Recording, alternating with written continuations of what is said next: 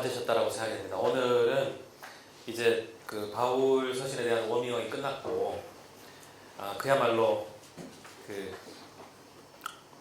보수교회의 바이블, 루터의 애인, 루터가 애인이 있었거든요. 애인 이름이 이제 갈라디아거든요. 500년 동안 개혁교회의 이른바 심장이라고 불렸던 갈라디아서를 이게 개혁교회의 심장이 아니라 개혁교회의 붕괴일 수 있다라는, 이것도 녹음이 될 텐데 참으로 불안합니다. 그런 가능성도 있다라는 그러한 시각으로 갈라디아서를 함께 보려고 합니다. 자, 우리 갈라디아서 봅시다. 그렇지만 이 붕괴라는 것이 그냥 단순히 어떤 그런 파괴적인 것이 아니라 확장이자 더욱더 생명력 있게 하는 것이 또 될 수 있으니까요. 자, 갈라디아서 우리 여러분 지금 가지고 있는, 제가 오늘 좀 고민을 많이 했습니다. 원래 갈라디아 개역개정이 제가 보기에도 좀 어려워요. 바울 서신이 말이 어렵고 단어가 어렵고 중간에 해석이 불분명한 것이 또 많기 때문에 고민을 많이 했었는데, 오히려 새 번역을 만약에 제가 가지고 오면 어떤 분들은 이제 성경의 권위가 좀 없는 걸 갖고 와서 이게 좀 이렇게 저렇게 끼워 맞춰서 해석할 거 아니냐라는 식으로 보실 수도 있을 것 같아서, 여러분이 예전에서는 한국교회가 예전에서는 개역 개정을 했습니다. 그리고 그 옆에 있는 게 이제 ASB죠. American Standard Version. 그래서 이제 이 두 New American Standard Version일 거예요. 이 두 개를 일단 중심으로 보고 하다가 정말 개역 개정으로는 이 뜻이 불분명한 것은 이제 새 번역으로 보든 그런 식으로 하겠습니다. 갈라디아서 이제 처음부터 사람들에게서 난 것도 아니고 사람으로 말미암은 것도 아니고 오직 예수 그리스도와 그를 죽은 자 가운데서 살리신 하나님 아버지로 말미암아 사도된 바울은 함께 있는 모든 형제와 더불어 갈라디아 여러 교회들에게 우리 하나님 아버지와 주 예수 그리스도로부터 은혜와 평강이 있기를 원하노라. 자, 일단 3절에 은혜와 평강이 있기를 원하노라라는 바울이 너무너무 잘 쓰는 표현이죠. 자, 이제는 좀 식상합니다. 그죠? 약간 식상하게 쓴 표현이에요. 뒤에가 전혀 바울의 마음에는 이 사람들의 은혜와 평강이 있기를 굳이 바라는 것 같지 않을 정도일 수도 있지만 하여튼, 그런데 이제 3절은 이제 바울의 아주 좋아하는 얘기죠. 그래서 저는 이런 거 좋은 것 같아요. 인상. 당신에게 하나님의 선물 같은 은혜와 평화가 가득하기를 기원합니다. 원래 은혜와 평강이라는 것은 이제 이슬람교에서도 씁니다. 그런 샬롬이라는 표현 있잖아요. 1절이 중요한데, 이게 사람들에게서 난 것도 아니고 사람으로 말미암은 것도 아니에요. 이게 바울이 이제 못을 박는 거죠. 이제 내가 사도가 된 것은 오로지 하나님. 그 하나님은 그 예수 그리스도와 그를 오직 예수 그리스도와, 그죠? 예수 그리스도 통해 사도된 바울이고 그를 죽은 자 가운데서 살리신 하나님 아버지로 오직 말미암아, 이렇게 한 이유가 있습니다. 이제 곧 밝혀지게 될 것입니다. 함께 있는 모든 형제와 더불어, 그죠? 그 바울이 가지고 있는 이제 형제들이죠. 실로아노나 디모데나 이런 친구들이겠죠. 갈라디아 여러 교회들에 대한, 과연 이 갈라디아 교회들이 어디에 있었느냐, 어떤 사람들이냐는 수수께끼입니다.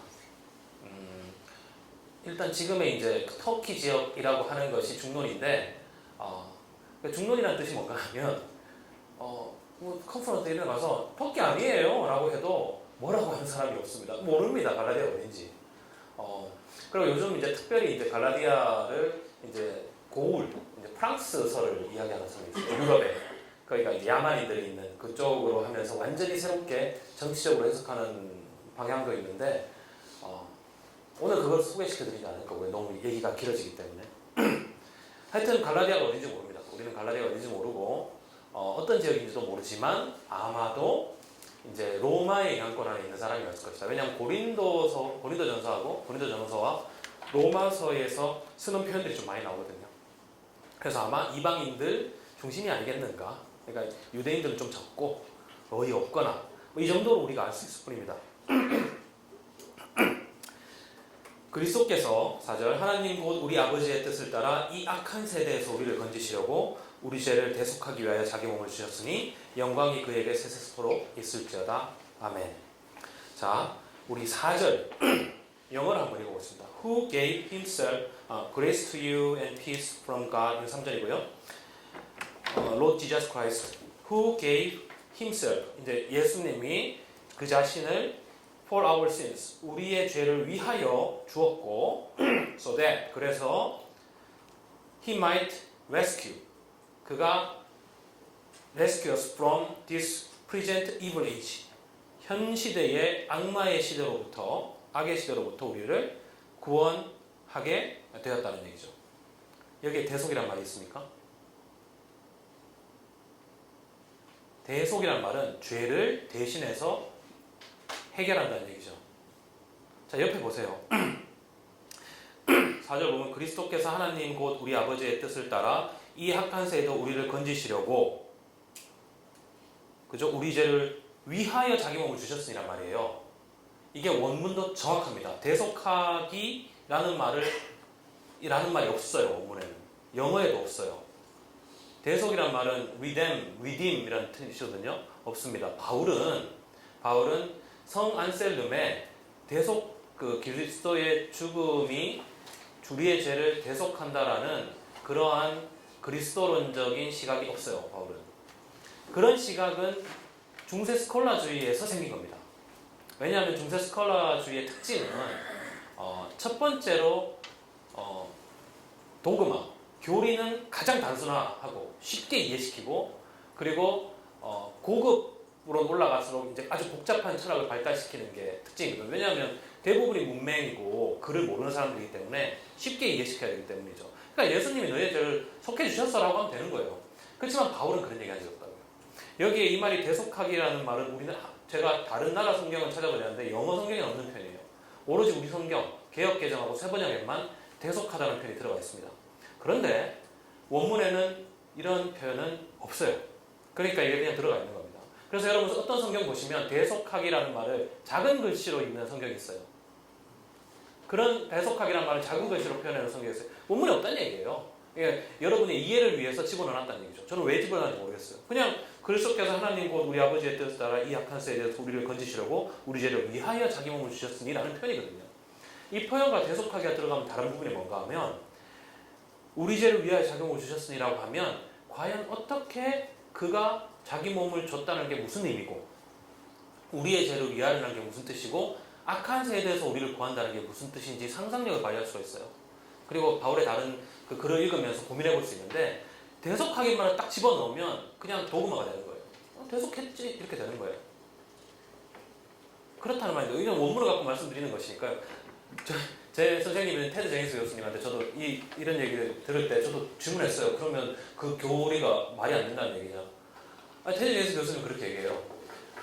어거스틴도 맞을 수 있고, 안셀름이 맞을 수도 있고, 칼바르트가 맞을 수도 있고, 바빙크가 맞을 수도 있는데 성경에는 없다고, 여기는 아니라고. 그래서 단순히 그것만 얘기할 뿐이죠. 바울이 대속하다라는 의미를 생각하고 이걸 썼을 수도 있지만 원문에 없는 걸 어떡할 거예요, 그죠? 이거는 이제 성경을 해석하는데 조금 너무 지나치게 의역을 해버린 거죠. 그걸 이제 왜냐하면 대속이라고 딱 그냥 못 박아버리면 앞으로 이제 그 고린도 전후서 로마서를 봤을 때 그리스도의 십자가의 복음이 얼마나 풍부하게 해석될 수 있는가를 우리가 놓치게 되기 때문입니다. 그걸 말씀드리고 싶었어요. 영광이 그에게 세세토록 있을지어다. 아멘. 자, 그리고 이제 5절까지만이에요. 5절까지 인사해요. 이제 바울은 원래 데살로니가에서 인사 오래 하고 막 그러는데 5절까지만이에요. 그래 은혜 받고 그래. 바로 그리스도의 은혜로 너희를 부르신 이를 이같이 속히 떠나 다른 복음을 따르는 것을 내가 이상하게 여기노라. 말이 이렇게 표현을 이렇게 해놨지만 6절 영어로 보시면 영어가 더 어감을 잘 살렸어요. I am amazed that you are so quickly deserting him who called you by the grace of Christ for a different gospel. 그러니까 다른 복음을 갖고 그리스도의 은혜에 의해서 부름받은 너희들이 그를 버리고, 그죠? 그렇게 빨리 버렸다는 데 대해서 내가 엄청나게 놀랐단 말이에요. 그런데 다른 복음이라고 표현한 건 이제 잘 표현한 거예요. 그러니까 헬라어는 다른 복음이란 뜻도 있고 틀린이란 뜻도 있어요. 그러니까 다른이라고 하면 그냥 이런 복음이 있고 이것과는 다른 복음도 있고 이런 뜻이지만 바울이 이제 헬라어의 뜻을 명확하게 하는 거죠. 다른 복음은 없나니 다만 어떤 사람들이 너희를 교란하여 그리스도의 복음을 변하게 하려 함이라. 그러니까 다른 복음이라는 게 그냥 다른 이 복음과 다른 종류의 복음이 있는 게 아니라 그냥 너희의 우리 복음을 변질시키기 위해 들어온 것 뿐이라는 거예요. 그러니까 틀린 거예요. 틀린 거라는 얘기죠. 그러니까 여기 7절에 보면 제가 줄 거놨잖아요. To distort the gospel of Christ. 그러니까 뒤틀어버리는 뜻이죠. 그러니까 바울이 이것만 보더라도 바울이 엄청 열받은 겁니다. 바울이 이런 식으로 편지를 쓰는 경우가 거의 있거든요. 그러나 우리나 혹은 하늘로부터 온 천사라도 우리가 너희에게 전한 복음 외에 이건 틀린 복음이에요. 틀린 말을 하면 저주를 받을지어다. 그러니까 천사라도 우리가 말한 것 외에 다른 걸 얘기하면 저주받으러 그러잖아요. 바울이 완전히 열받았죠. 완전히 열받았습니다. 지금 이제 목숨 걸고 싸우자 이겁니다. 죽어보자 이런 거죠. 우리가 전에 말하였거니 아직 내용은 안 나왔으니까요. 우리가 전에 말하였거니와 내가 지금 다시 말하노니 만일 누구든지 반복이에요. 너희가 받은 것 외에 다른 복음을 전하면 저주를 받을지어다. 그러니까 이게 번역이 좀 안 좋아요. 저기 8절 보면 영어로 한번 보면요. But even if we or an angel from heaven should preach to you a gospel contrary to what we have preached to you. 우리가 너희에게 설교한 것과 반대되는 거예요. contrary. 그잖아요. 그러니까 이게 다르고 틀린 게 아니라 아예 정반대라는 얘기예요. 완전히 반대의 이야기를 했다는 얘기입니다. 10절 이제 내가 사람들에게 좋게 하랴 하나님께 좋게 하랴 사람들에게 기쁨을 구하랴 내가 지금까지 사람들의 기쁨을 구하였다면 그리스도의 종이 아니니라. 뒤에 가서 밝혀지게 되겠지만 바울이 이런 말을 좀 많이 합니다. 사람에게 좋게 보이려고 사람들을 기쁘게 하려고 복음을 전하지 않았다. 거꾸로 이해하면 물론 이것이 정확한지는 우리가 유추해 봐야 되겠지만 저의 의견에는 아마도 많은 사람들이 그렇게 얘기했을 거예요. 바울이 복음을 전하는 복음은 너희들을 기쁘게 하기 위해서 너희들을 편안하게 하기 위해서 전하는 복음이야 이렇게 얘기했을 거예요. 그렇기 때문에 바울이 그걸 역으로 받아서 내가 사람에게 좋게 하랴? 그렇게 하지 않았다는 거죠. 왜 좋게 하려는 건가 하면 바울의 복음은 어떻게 보면 굉장히 쉬운 복음이거든요. 더 쉽게 말하면 바울이 말하는 구원은 어떻게 보면 굉장히 쉬워 보이는 구원이에요. 그렇다면 어려운 구원은 어떤 걸까요? 어려운 구원.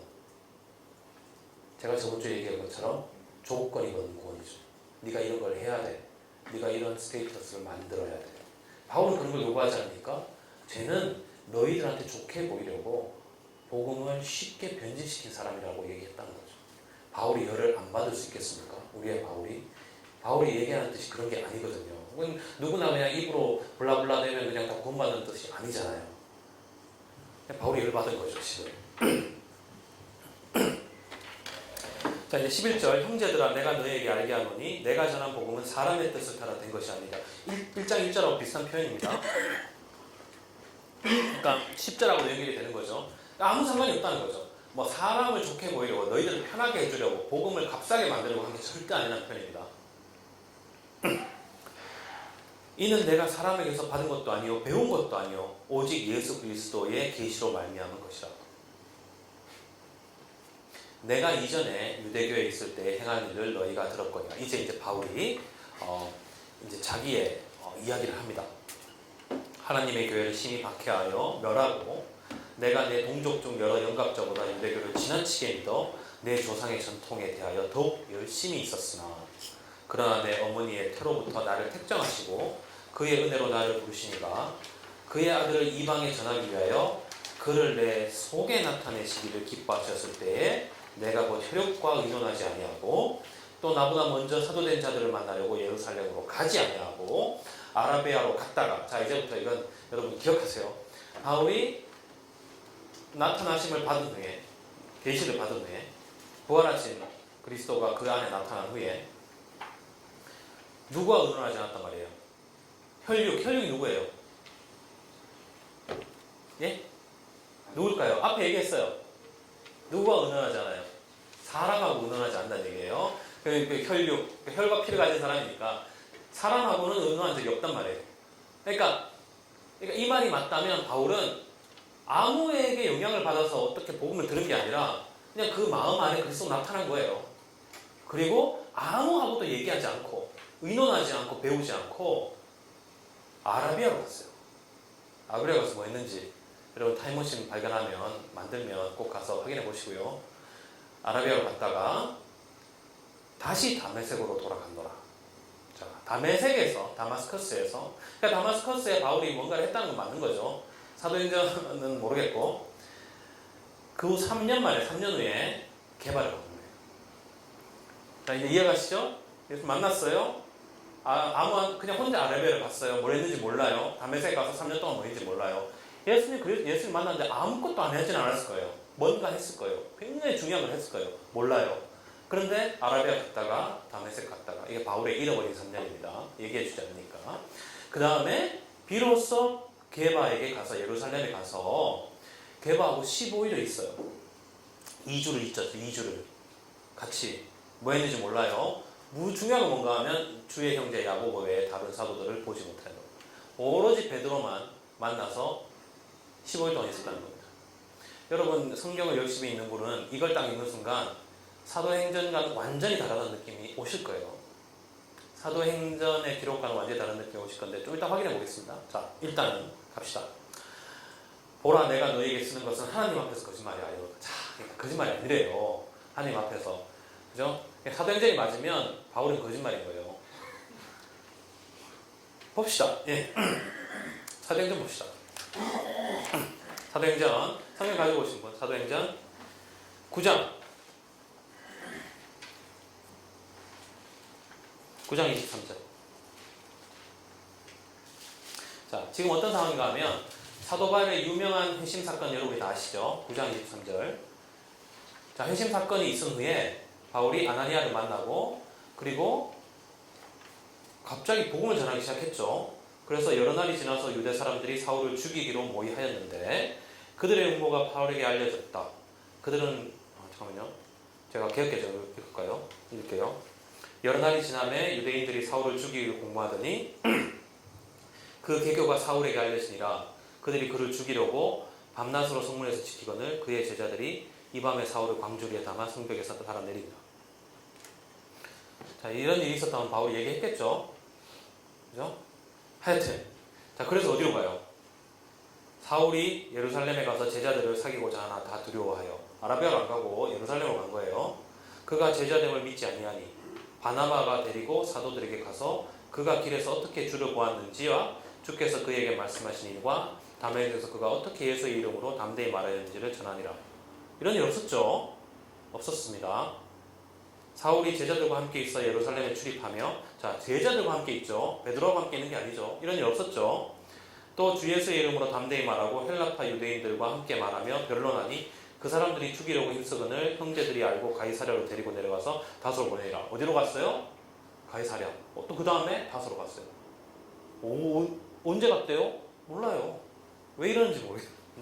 사도행전 왜 이러시는지 사도행전 공부하신 분들은 알겠죠. 그래서 온 유대와 갈릴리와 사마리아 교회가 평안하여 든든히 서가고 주를 경외함과 성령의 위로로 진행하여 수가 더 많아지니라. 그러니까 바울은, 여기서는 사울은 충실한 예루살렘의 추종자예요. 충실한, 처음부터.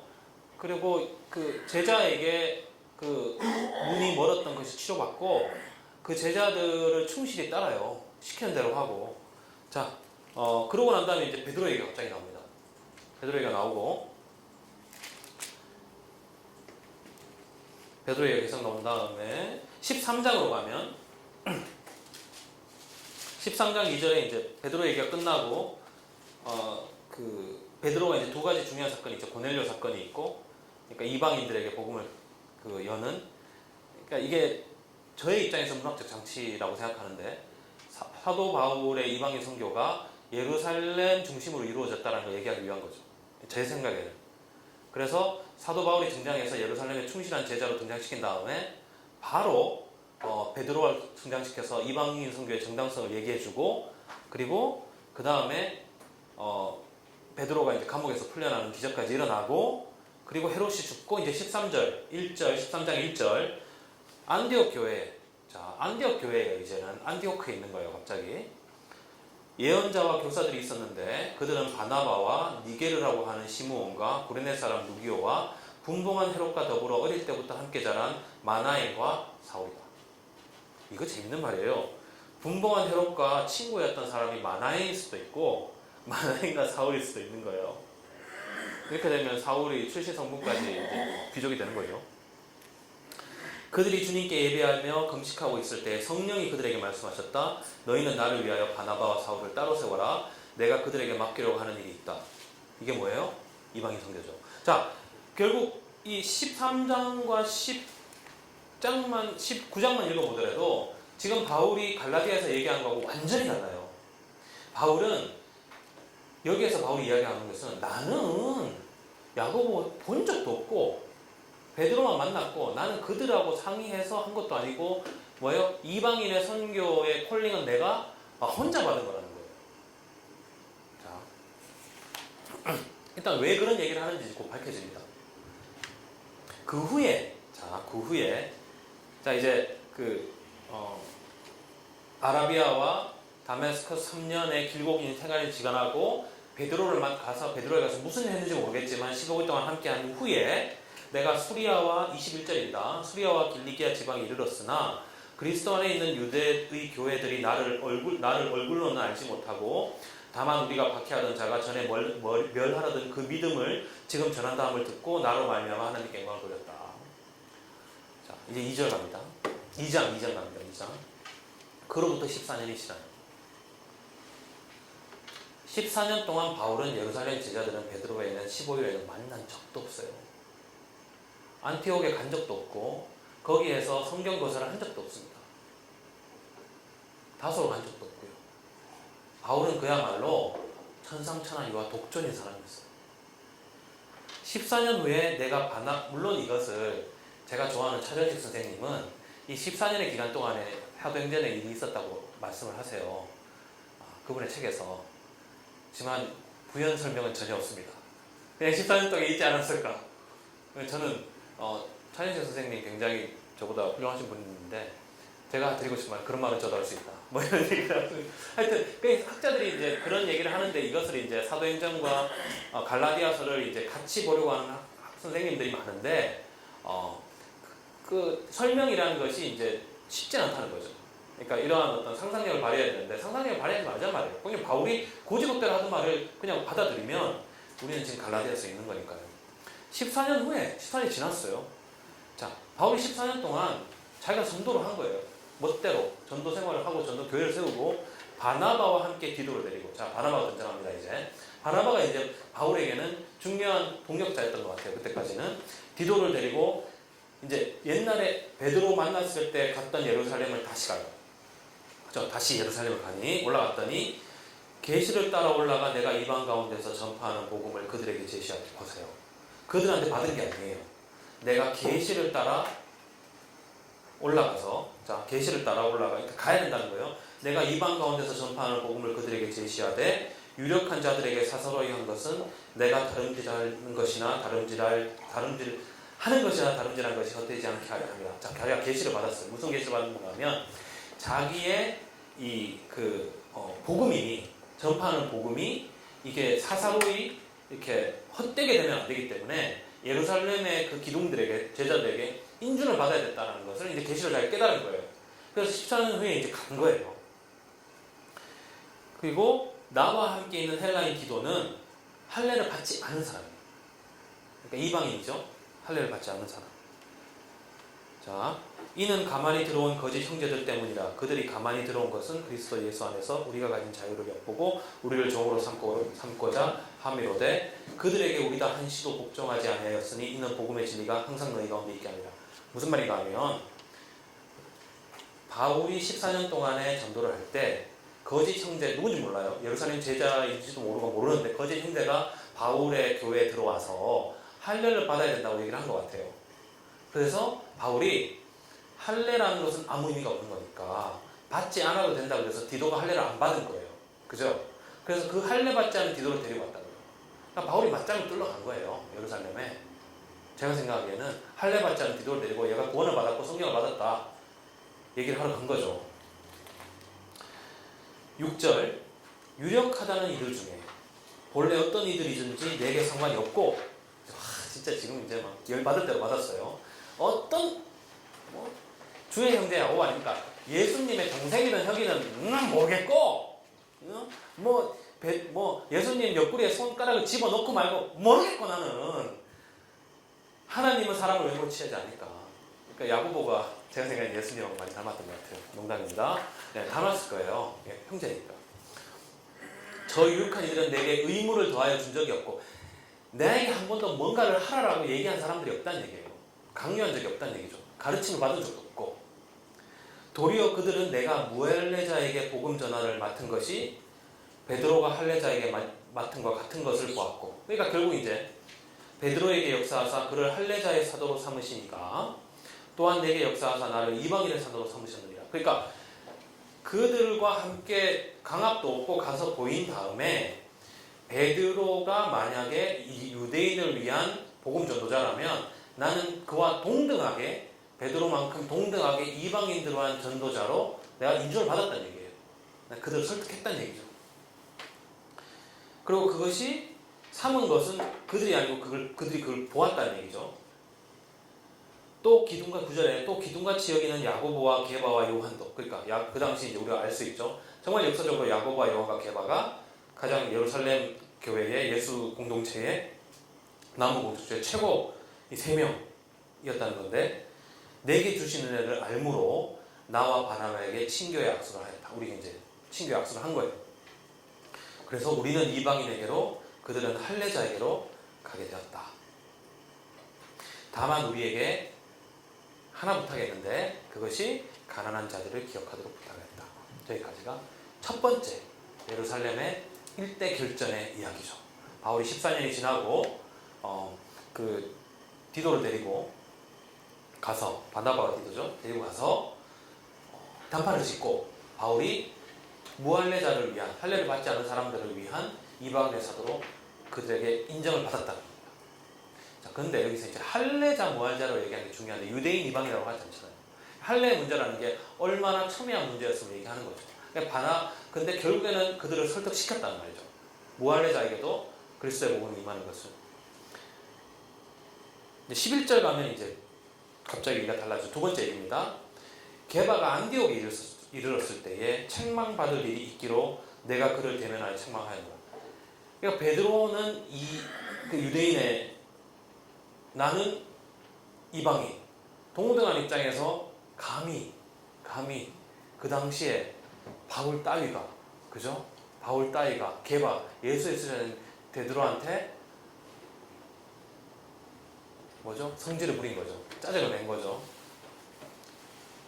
왜 그랬는가 하면 야고보에게서 온 어떤 이들이 이르기 전에 게바가 이방인들과 함께 먹다가 그들이 오매 그가 할례자들을 두려워하여 떠나 물러가매 남은 유대인들도 그와 같이 외식함으로 변절함으로 바나바도 그들의 외식에 유혹되었느니라. 그러므로 나는 그들이 복음의 진리를 따라 바르게 행하지 아니함을 보고 모든 자 앞에서 게바에게 이르되 내가 유대인으로서 이방인을 따르고 유대인답게 살지 않으면서 어찌하여 억지로 이방인을 유대인답게 살게 하려느냐 소리를 질렀다 이 말이죠. 우리는 본데 유다인이요 이방 주인이 아니로되 사람이 이렇게 되는 것은 율법의 행위로 말미암이 아니요 오직 예수 그리스도를 믿음으로 말미암는 줄 알므로까지 하겠습니다. 자, 그 유명한 이제 16절이 나오는 거죠. 오직 예수 그리스도를 믿음으로 말미암는. 근데 그 전에 무슨 얘기가 있는가 하면 베드로가 안디옥에 왔어요. 개복에 안디옥에 와서 이방인들하고 무할례자들하고 즐겁게 식사를 하고 있는 거예요. 원래 유대인들은 그거 하나만 안 되잖아요. 그렇기 때문에 우리 고넬료 얘기가 나오는 거잖아요. 고넬료, 베드로가 그건 이제 너무나 유명한 얘기니까요. 그러니까 베드로는 이걸 이제 넓힌 거예요. 그래, 먹을 수 있지. 근데 주의 형제 야고보가 왔네. 아마도 야고보는 모르겠어요. 근데 여기를 보면 야고보는 무할례자들하고 상종을 안 했던 것 같아요. 그죠? 천국 가서 예수님한테 혼좀 나겠죠. 바울에 따르면. 그러니까 베드로가 야고보의 눈치를 봐서 슬쩍 일어나서 온다니까. 옛날에 그 예수님 세 번 부임한 것처럼 슬쩍 일어나가지고 아무 관계 없는 사람처럼 이제 밖으로 어영부영 나갔단 말이에요. 그러니까 베드로와 같이 있었던 그 제자들도 슬쩍 베드로가 나가니까 슬쩍 일어나서 이제 나간 거죠. 바울이 밥 먹다가 일어나가지고 완전히 열받은 거예요. 이 외식하는 네가 어떻게 예수 그리스도의 복음의 진리를 얘기하는 사람이냐. 그따구 살면서 네가 이방인이라고 먹으면서 이렇게 이방인처럼 살다가 이제 와서 야고보가 오니까 마치 죄짓지 않는 사람처럼 그렇게 얘기하면 너야말로 죄짓는 놈 아니냐 이런 얘기예요. 무슨 뜻인지 아시겠죠? 그러니까 이방인들과 함께 있으면서 이방인의 복음과 함께 나누면 그러는 건데 갑자기 어느 순간에 내가 유대인처럼 살아야 되겠다고 하는 순간에 자기가 죄를 지었다는 걸 인정하는 거잖아요. 그죠? 그러니까 자기가 죄인이 아니었는데 자기가 그 무할례자들과의 정결법을 내가 지키는 순간, 율법을 지키는 순간 죄인이 되는 거예요. 그게 어떻게 그리스도의 복음이라는 거죠. 바울이 완전히 열받았어요. 그래서 이야기하는 게 바울이 뭔가 하면 오직 그리스도를 믿는 믿음 아니냐.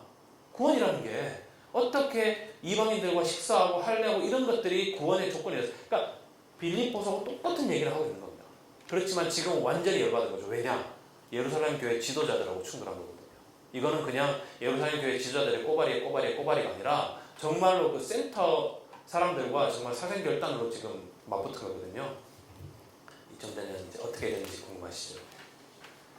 자, 우리도 그리스도 예수를 믿나니 이는 우리가 율법의 행위로서가 아니고 그리스도를 믿음으로써 의롭다함을 얻으려 함이라. 율법의 행위로는 의롭다함을 얻을 육체가 없느니라. 자, 왜 이런 얘기를 했는지 우리가 이해했습니다. 이제 그리고 바울은 자기가 한 약속, 가난한 자들을 기억하라는 약속을 위해서 예루살렘 교회에 빈 구제헌금을 보내는 것 빼고는 성경에 나와 있는 것에 의하면 다시는 베드로와 야고보와 상종을 하지 않아요.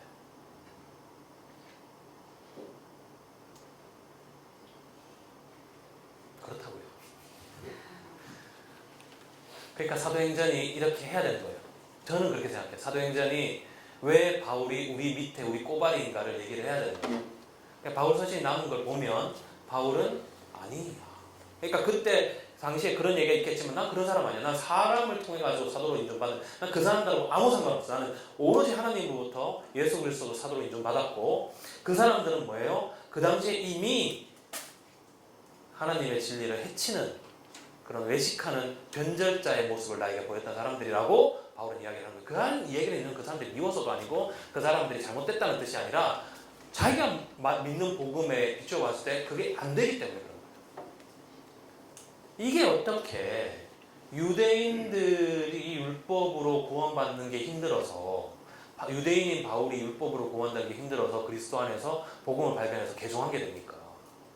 바울이 복음을 깨달아 알고 그거를 전파하다가 예루살렘의 그 사도들이 잘못된 복음을 전하는 걸 보고 열받은 거죠.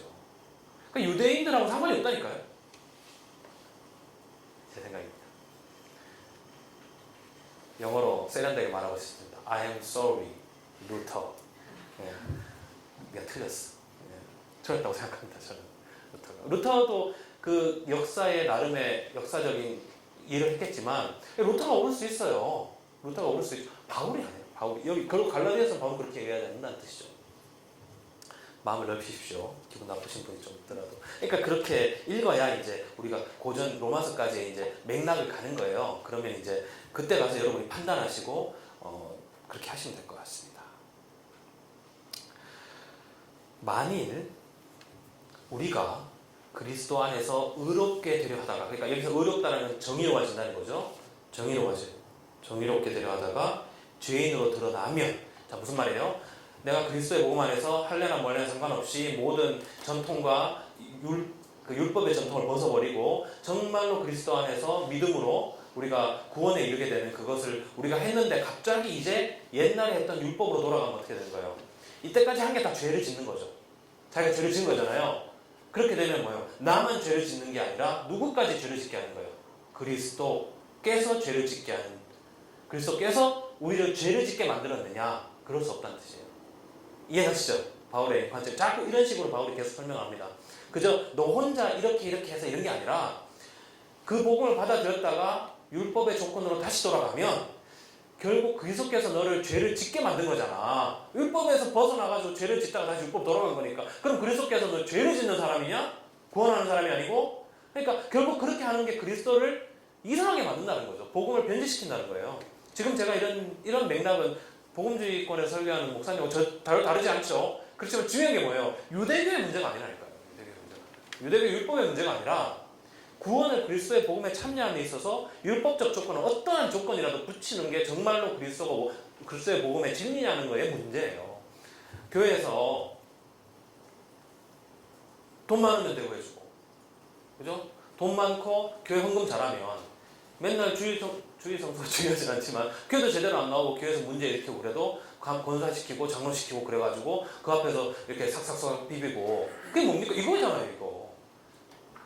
더욱더 큰 교회에서 더욱더 큰 능력의 자리고 큰 그 어떤 상급의 자리에 오기 위해서 뭐가 필요한 거예요? 돈이 필요한 거죠. 바울이 왔으면 난리 납니다.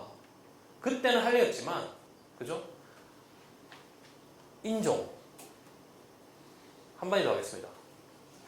LGBT 게이 레즈비언인 게 뭔 상관이에요? 네가 게이 레즈비언에서 돌아서야 구원을 받는다. 그게 조건이잖아요. 그게 그리스도를 죄짓게 하는 거, 그리스도가 죄짓게 하는 사람으로 변하는 거예요. 그게 베드로 아닙니까? 베드로가 말하는 거 아닙니까? 할례라는 게 그때는 우리는 지금 아무 상관이 없지만 모르지만 할례라는 게 뭐예요? 뭐가 나빠요? 할례라는 게 아브라함한테 하나님께서 주신 거고 아브라함 전통의 믿음의 그 자손이 되는 거고, 그것을 너희들 표식으로 삼아서 너희들이 할례자로서 약속의 표시를 받아라. 뭐예요? 이성애가 그거 좋은 거고 그게 성경적인 거니까 너희들이 그걸 벗어나서 이성애를 하나의 어떤 정상적인 성생활로 너희들이 받아들이고, 그리고 그거 다음에 구원을 받는 거지. 구원을 받으려면 그걸 먼저 해야 된다. 조건을 내서 하는 거잖아요. 동성애가 좋다 나쁘다를 떠나서 바울은 그런 관점이 아니라니까요. 그렇게 하는 순간에 그리스도의 복음에 아무 의미가 없어져요. 그럼 거기에 뭐도 넣어요? 뭐 지위도 넣고 뭐 학력도 넣고 뭐 다 권리도 넣고 뭐, 그죠? 그러니까 바울은 아니라고요. 그래서 제가 이제 가끔씩 LGBTQ 이슈에 대해서 좀 반응하는 이유가, 저는 뭐 동성애가 좋고 이런 문제가 아니에요. 바울의 복음이 그런 게 아니라니까요. 바울이라면 그런 게 무슨 상관이에요. 다만 구원을 받고 구원의 자리에 공동체에 들어와서 뭐예요? 이성애자든 동성애자든 뭐예요? 자기의 육체를 씀에 있어서 뭐예요? 하나님 그리스도의 영광에 맞게 써야 되는 거죠. 그게 더 힘든 거예요. 그게 정말로 힘든 거예요.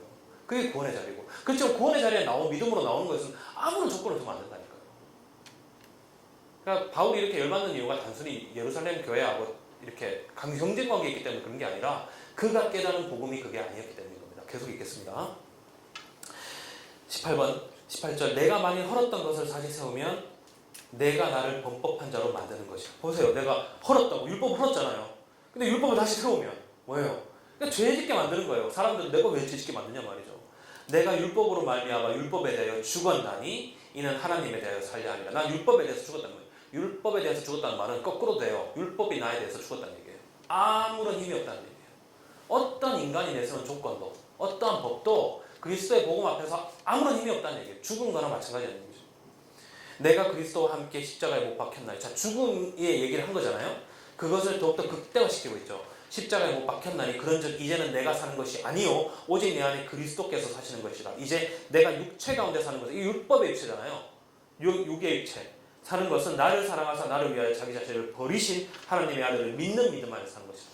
그러니까 이 컨텍스트에서 이해하면 이것이 이 20점만 딱 빼놓고 이것이 무슨 뭐 신비주의 이런 게 아니라, 내가 그리스도와 함께 십자가에 못 박혔다는 말은 나의 육적인 것들, 뭐 율법들, 조건들, 이러한 여러 가지 것들이 뭐예요? 십자가에 함께 못 박혀 죽었단 말이에요. 그러니까 이제 내가 사는 게 아니라 그리스도께서 사신 거니까 그리스도를 따라야잖아요. 그죠? 그래서 이제 육체 가운데 있지만 육체 가운데 정말로 사랑하는 것은 나를 사랑하사 나를 위하여 자기 자신을 버리신 하나님의 아들을 믿는 것. 하나님의 아들을 믿는 게 뭐겠습니까? 자기 자신을 버리셨는데 그 하나님의 아들을 믿는다는 것은 곧 이제 뒤에 가면 밝혀지게 되겠지만 그 믿는 믿음이라는 것은 그 어떤 구원에 대한 조건도, 그 어떤 조건도 인정치 않고 예수 그리스도 앞에 나오는 자는 모두 다 아브라함의 자손이라는 혁명적인 선언이죠. 이것이 종교적인 선언일 뿐만 아니라 정치적인 선언이고, 내가 하나님의 은혜를 패하지 아니하노니 만일 의롭게 되는 것이 율법으로 말미암으면 그리스도께서 헛되이 죽으셨습니다. 내가 하나님의 은혜를 절대로 뭐예요? 절대 패하지 않겠단 말이에요. 어떤 일이 있어도 이걸 포기하지 않겠단 말이에요. 왜냐하면 율법으로 정의롭게 되는 거라면, 조건으로 정의롭게 되고 법률로서 정의롭게 되는 거라면 그리스도가 아무 의미가 없다. 아무 의미. 적어도 여러분, 로마서 가서 더 하겠지만, 저는 가끔 그런 얘기해요. 이게 조금 애매한 얘기인데, 그래서 사람들이 저 오해하는 때도 있어요. 교회에서 막 민주주의 그래요. 뭐 민주주의가 다수결로 정하자고. 성경 어디에 민주주의냐고. 성경 어디에 인간의 법으로 뭔가 규율을 만들어서 거기에 하나님의 은혜가 임하는 어디가 있습니까? 지금 우리가 이 자리에서 진정한 그리스도의 영광이 드러내는 게 뭔지를 아는 사람이, 올바른 사람이 한 명이라도 있다면 그가 바울이고 그를 따라야지. 무슨 모여가지고 뭐 손들어가지고 뭐 다수결로 해가지고 뭐 교회를 치리하면 교회가 정의롭게 되고. 여러분 오해가 좀 되시죠? 바울은 그런 사람 아니라고요. 이런 차이가. 그러니까 바울은 은총의 낙관주의자지 법률적 계량주의자가 아니에요. 인간들이 모여가지고 지혜를 내서 무슨 법을 만들고 규칙을 만들어가지고 교회를 좀 세우고 어쩌고 저쩌고, 그렇기 때문에 바울이 자본주의 사회에서 의미 있는 존재가 되는 거예요. 근대 시대에 200년 동안 인류 사회가 한 것은 오로지 어떻게 하면 정의로운 법을 만들 것이냐는 문제였어요. 그래서 어떻게 하면 국가를 세우고, 어떻게 하면 이거 투표제를 잘 만들고, 그래서 좋은 사람을 지도자로 세워서 그 삼권 분립을 시켜가지고 어떻게 하면 이 민주정치를 사회를 해가지고 잘해볼 것인가 이거예요. 그리고 그들은 그게 적어도 미국 진보학자들은, 진보도 욕하거든요 제가. 그 당시에 진보학자들은 그게 하나님의 나라라고 믿었어요. 웬걸? 아니에요. 지금 미국을 보십시오. 그게 무슨 하나님의 나라입니까? 오른쪽을. 그래서 폭력과 죄악이 난무하는 사회를 만들잖아요. 바울은 그런 생각 안 해요. 바울은 어떤 상황에서 뭔가를 지켜서 뭔가를 이루겠다는 걸 포기하는 거예요. 왜냐하면 그것을 포기시키기 위해서 그리스도가 왔다는 거죠. 봅시다. 그러면 과연 어떤 건지 갈라디아서는 잘 나오지 않지만 우리가 로마서까지는 가야지 이제 명확하게 드러나지만, 자 봅시다. 2장 가면 이제 바울이 이제 어리석도다. 3장입니까? 고맙습니다. 어리석도다 갈라디아 사람들아, 예수 그리스도께서 십자가에 못 박히신 것이 너희 눈앞에 밝히 보이거늘 누가 너희를 꾀느냐. 내가 너희에게 다만 이것을 알려 하노니 너희가 성령을 받은 것이 율법의 행위로냐 혹은 듣고 믿으리냐. 너희가 이같이 어리석으냐. 성령으로 시작하였다가 이제는 육체로 마치겠느냐. 바울이 어떤 식으로 그의 복음을 설교했는지는 모르겠습니다. 왜냐하면 우리가 보는 건 서신이니까요. 바울의 설교문이 아니고. 그렇지만 1, 2, 3절을 볼 때 아마 바울은 예수의 죽음에 대한 아주 명확하고 아주 눈에 보일 듯한 묘사를 한 것 같아요. 그랬으니까 다시 얘기하는 거겠죠. 예수가 어떻게 죽었는지, 어떻게 피를 낸지, 자기도 복 받으면서 하여튼 어떻게 죽였는지 너무나 자세히 설명했죠. 왜냐하면 그만큼 십자가라는 것이 의미가 있었으니까요. 그리고 그것을 명확하게 설명해 준 다음에 바울이 이런 얘기를 해요. 너희들이 언제 영을 거룩한 영을 언제 받았느냐. 기억해봐라. 율법이냐 들음에 듣고 믿으냐. 보세요. 좀 밖에 해볼게요. 예배 순서로 성령에 임하는 걸 체험하였느냐 아니면 듣고 믿느냐. 예배당에 모여서 친교를 함으로 성령을 받았느냐 아니면 듣고 믿느냐.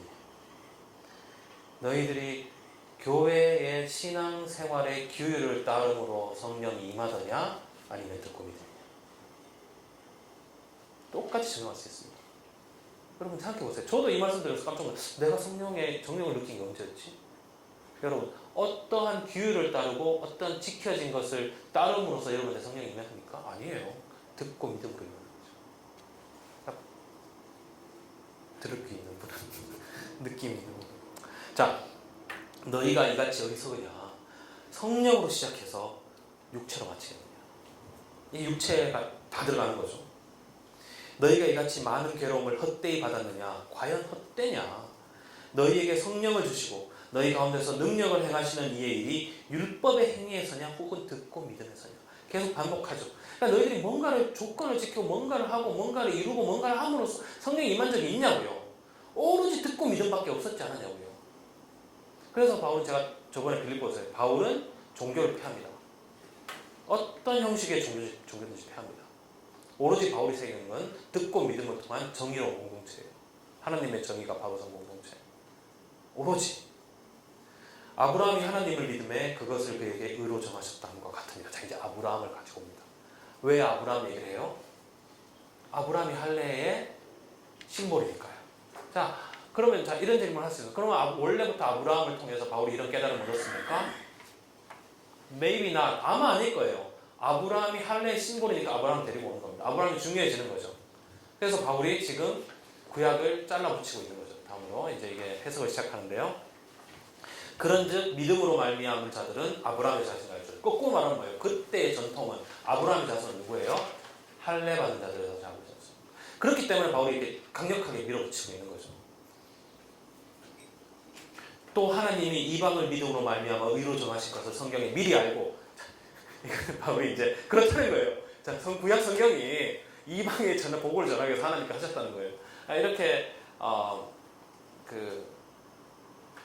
그러니까 성서학 할 때 구약 공부할 때 많이 보는 게 있어요. 구약을 신약의 거울로 사용하지 말라는 얘기를 구약자들이 많이 얘기합니다. 저는 옳다고 생각해요. 구약은 그 나름의 예언서의 모든 말씀을 다 예수님을 얘기한 거라고 그러면 좀 그렇잖아요. 그 나름의 역사적 컨텍스트와 이런 게 있는데 이사야서에 나오는 고난 많은 종이 그 예수님이라고 빡빡 우겨도 아무리 봐도 그거 이스라엘인데 하여튼 그렇지만은 이런 해석을 제가 싫어하지 않는 이유가 바울이 그렇게 해요. 바울이 그렇게 하는 거예요. 구약에서부터 나의 등장이 예견된 거야 이렇게 얘기하는 겁니다. 그래서 여러분 해석이 옳고 그르냐의 문제보다는 과연 어떤 해석이 지금의 역사에서 하나님의 진리를 그리스도의 진리를 얼마나 잘 드러내느냐가 더 중요한 것 같아요. 그러니까 그 해석이 정통 해석 그러니까 이렇게 해야 된다라는 것도 바울이 얘기할 때는 종교죠. 그러니까 그 정통 해석이 묻은 이게 도구마잖아요. 그것도 종교가 어떻게 보면. 하여튼 한 두세 분이 고개를 끄덕이시고 나머지 분들은 고개를 끄덕이시는 분들을 지켜보고 계시고 뭐 하여튼 그런데 하여튼 간에 이방을 믿음으로 말미암아 의로 정하실 것을 성경이 미리 알고 그죠? 먼저 아브라함에게 복음을 전하되 모든 이방인이 너로 말미암아 복을 받으리라 하였느니라. 자, 모든 이방인이 너를 말미암아 복을 받으리라 하는 적 없거든요. 모든 나라가. 그렇지만 바울은 이방인 그 나라 안에는 이스라엘도 들어가는 거지만 이방인이라는 거예요. 하여튼 그러니까 바울은 이제 구약을 외운 거죠. 그러니까 글자 그대로 갖고 오는 게 아니고 그러므로 믿음으로 말미암은 자는 믿음이 있는 아브라함과 함께 복을 받느니라. 그러니까 아브라함을 연결시키는 거예요. 이것이 그때는 굉장히 혁명적인 성서 해석이죠. 바울은 이러한 혁명적인 성서에서 할 정도로 굉장히 유연한 사고를 가진 사람이었죠. 다른 어떤 그 예수의 제자들이나 복음서 공동체 보다 더 명확한 어떤 담대한 해석을 하거든요. 무릇 율법 행위에 속한 자들은 저주 아래 있나니 기록된 바 누구든지 율법책에 기록된 대로 모든 일을 항상 행하지 아니하는 자는 저주 아래 있는 자라 하였습니다. 무슨 말이에요? 이게 율법을 행하는 것 자체가 어렵다는 뜻이 아니라 일단 율법을 하려면 다 해야 된다는 거예요. 근데 그때 문제는 뭔가 하면 율법 다 할 필요 없어. 뭐만 하면 돼요? 할례만 하면 돼. 이거잖아요. 그러니까 바울은 무슨 얘기하는가요? 언제 그런 말이 성경에 어디 있어? 율법을 하나라도 행하면 뭐예요? 다 행해야 되는 거예요. 그러면 다시 유대교가 되는 거예요. 바울은 이제 그렇게 문제를 이제 확대시키는 거죠. 이것을 저는 유대교의 율법 전체를 지키는 게 힘들기 때문에 유대교회가 그 종교고 기독교가 진리다라는 해석에 반대합니다. 저는 이게 바울이 지금 레토릭적으로 너희들이 할례만 된다고 그랬어? 나는 쉬운 거고 조금 어려운 복음이 할례는 받자는 거였어? 그게 말이 돼? 구약 성경에 보면 율법을 지키려면 다 시켜야 되잖아. 할례만 하면 너희들 죄인이지. 이런 얘기를 하는 거예요. 굉장히 머리가 좋죠. 네.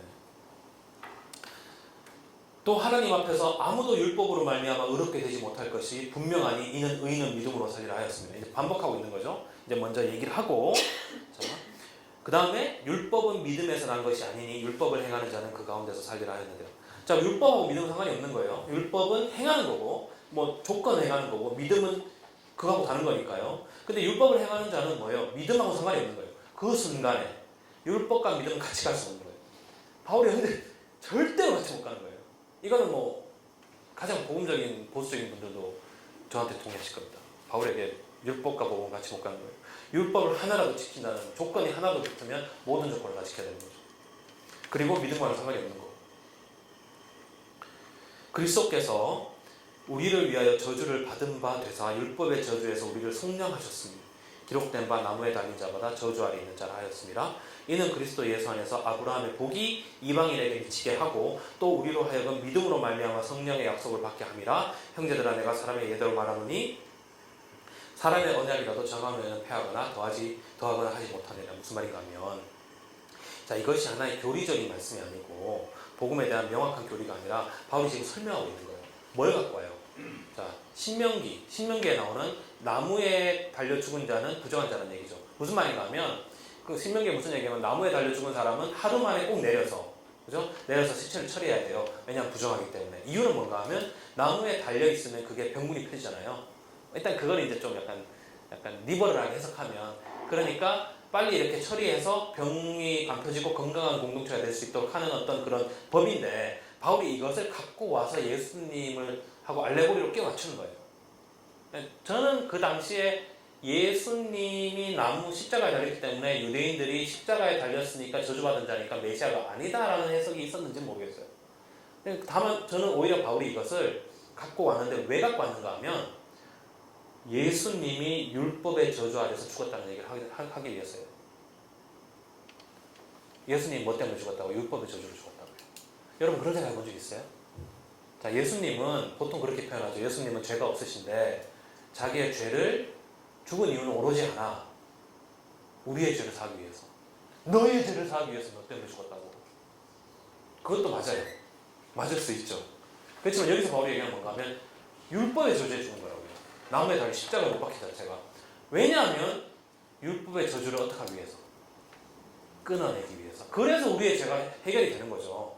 우리가 죄를 지어서 죽을 수밖에 없고 사탄에 넘어갈 수밖에 없는데 예수님이 더 큰 생명을 줌으로써 어떻게 죄를 퉁치는 게 아니고, 예수님이 율법의 저주 아래 죽음으로써 율법의 저주가 끝이 나고 어떠한 행위로서 심판을 받는 시대가 끝이 났기 때문에 우리의 죄가 해결이 되는 거예요.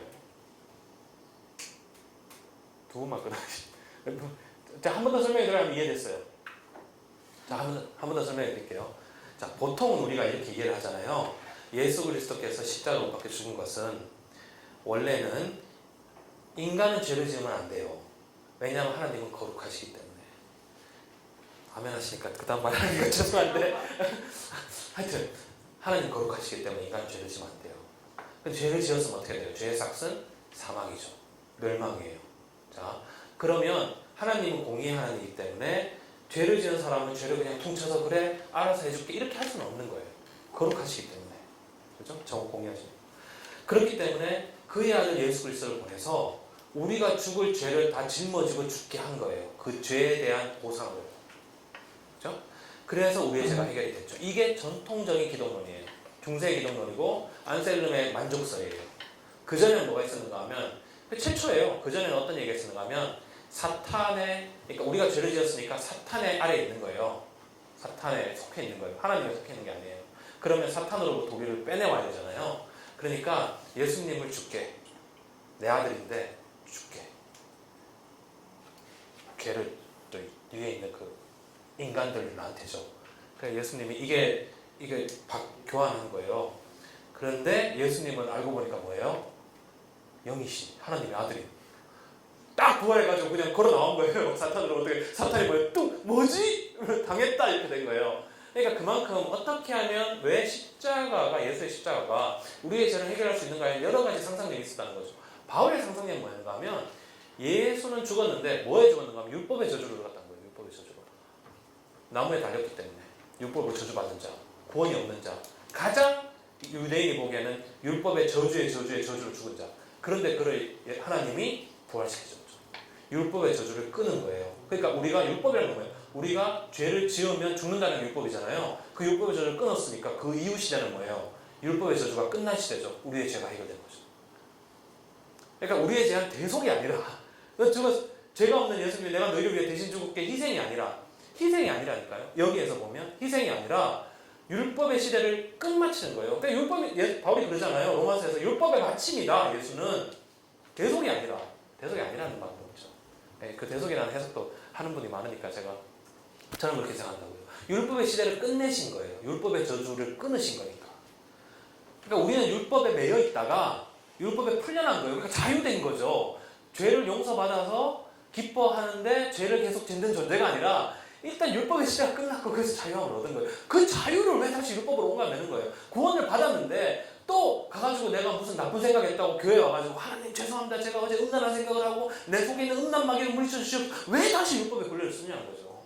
그러니까 그러면 어떻게 돼? 결혼하지 않으면 결혼을 하지 않는 게 좋고 뭐 어떻게 하는 거 고전 바울도 그런 얘기를 하지만 어떤 조건을 붙이는 것 자체 구원에 대한 조건을 붙이는 것 자체 율법의 시대를 다시 가는 거예요. 자